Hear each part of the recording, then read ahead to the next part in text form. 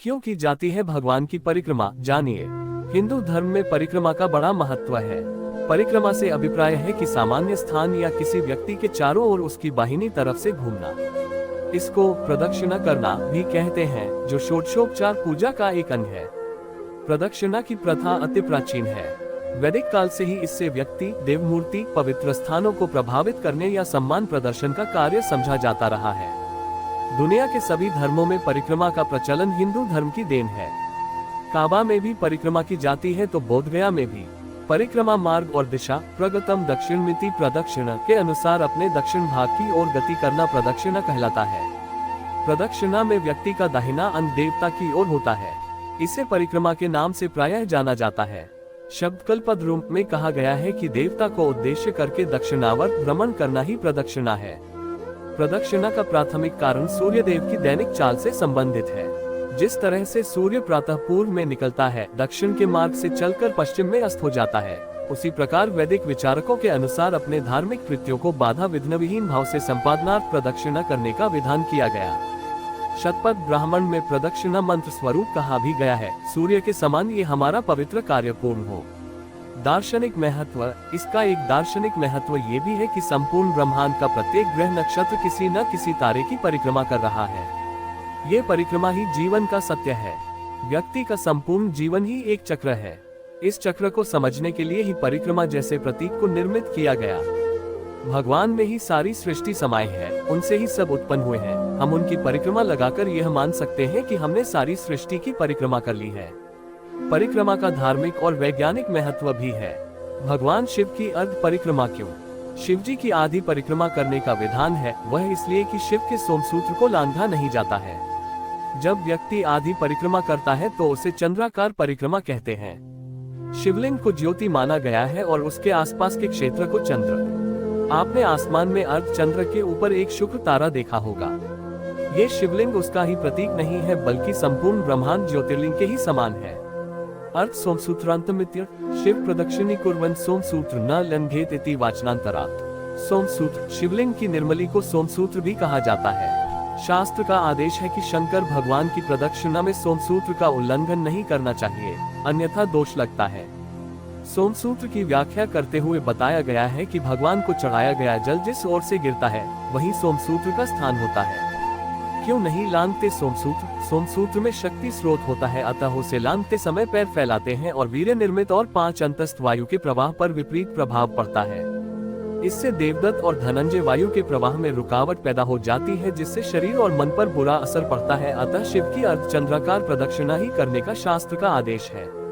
तब लंघ सकते हैं। शास्त्रों में अन्य स्थानों पर मिलता है कि तृण, काष्ठ, पत्ता, पत्थर, ईंट आदि से ढके हुए सोमसूत्र का उल्लंघन करने से दोष नहीं लगता है, लेकिन शिवस्यार्ध प्रदक्षिणा का मतलब शिव की आधी ही प्रदक्षिणा करनी चाहिए। किस ओर से परिक्रमा? भगवान शिवलिंग की परिक्रमा हमेशा बाईं ओर से शुरू कर जलाधारी के आगे निकले हुए भाग यानी जलस्रोत तक जाकर फिर विपरीत दिशा में लौटकर दूसरे सिरे तक आकर परिक्रमा पूरी करें। किसकी कितनी परिक्रमा, जानिए। शास्त्रों के अनुसार पूजा के समय सभी देवी देवताओं की परिक्रमा करने की परंपरा है। सभी देवी देवताओं की परिक्रमा की संख्या अलग अलग बताई गई है, जैसे दुर्गा जी की 1, सूर्य की 7, गणेश की 3, विष्णु की 4 और शिव की आधी प्रदक्षिणा करना चाहिए। नारद पुराण। किस देवता की कितनी प्रदक्षिणा करनी चाहिए? इस संदर्भ में कर्मलोचन नामक ग्रंथ में लिखा गया है कि एका चंड्या रवे सप्तिश कार्या विनायके हरेश्चित कर्तव्या शिवस्यार्ध प्रदक्षिणा। अर्थात दुर्गा जी की 1, सूर्य की 7, गणेश जी की 3, विष्णु भगवान की 4 एवं शिव जी की आदि प्रदक्षिणा करनी चाहिए। तिलक लगाने के बाद यज्ञ देवता अग्नि या वेदी की 3 प्रदक्षिणा परिक्रमा लगानी चाहिए। ये 3 प्रदक्षिणा जन्म, जरा और मृत्यु के विनाश हेतु तथा मन, वचन और कर्म से भक्ति की प्रतीक रूप बाएं हाथ से दाएं हाथ की तरफ लगाई जाती है। श्री गणेश की 3 परिक्रमा ही करनी चाहिए, जिससे गणेश जी भक्त को रिद्धि सिद्धि सहित समृद्धि का वर देते हैं। पुराण के अनुसार श्री राम के परम भक्त पवन पुत्र श्री हनुमान जी की 3 परिक्रमा करने का विधान है। भक्तों को इनकी 3 परिक्रमा ही करनी चाहिए। तारांकन माता दुर्गा माँ की एक परिक्रमा की जाती है। माता अपने भक्तों को शक्ति प्रदान करती है। भगवान नारायण अर्थात विष्णु की 4 परिक्रमा करने पर अक्षय पुण्य की प्राप्ति होती है। एकमात्र प्रत्यक्ष देवता सूर्य की 7 परिक्रमा करने पर सारी मनोकामनाएं जल्द ही पूरी हो जाती हैं। प्रायः सोमवती अमावस्या को महिलाएं पीपल वृक्ष की 108 परिक्रमाएं करती हैं। हालांकि सभी देव वृक्षों की परिक्रमा करने का विधान है। तारांकन जिन देवताओं की प्रदक्षिणा का विधान नहीं प्राप्त होता है, उनकी 3 प्रदक्षिणा की जा सकती है। लिखा गया है कि ये स्त्री प्रदक्षिण कुर्यात् साष्टांग प्रणामकम दशाश्वमेधस्य फल प्राप्नुनात्र संशय। तारांकन काशी ऐसी ही प्रदक्षिणा के लिए पवित्र मार्ग है जिसमें यहाँ के सभी पुण्यस्थल घिरे हुए हैं और जिस पर यात्री चलकर काशी धाम की प्रदक्षिणा करते हैं।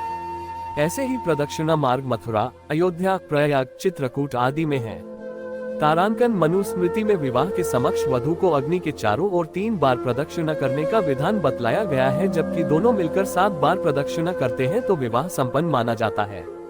तारांकन पवित्र धर्म स्थानों अयोध्या, मथुरा आदि पुण्यपुरियों की पंचकोसी, 25 कोस की ब्रज में गोवर्धन पूजा की सप्तकोसी, ब्रह्मंडल की 84 कोस, नर्मदा जी की अमरकंटक से समुद्र तक 6 और समस्त भारत खंड की वर्षों में पूरी होने वाली इस प्रकार की विविध परिक्रमाएं भूमि में पद पद पर दंडवत लेटकर पूरी की जाती है।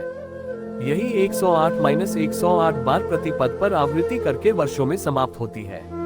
प्रदक्षिणा का लाभ जानिए। धार्मिक महत्व। भगवान की परिक्रमा का धार्मिक महत्व तो है ही। विद्वानों का मत है भगवान की परिक्रमा से अक्षय पुण्य मिलता है, सुरक्षा प्राप्त होती है और पापों का नाश होता है। पग पग चलकर प्रदक्षिणा करने से अश्वमेध यज्ञ का फल प्राप्त होता है। सभी पापों का तत्क्षण नाश हो जाता है।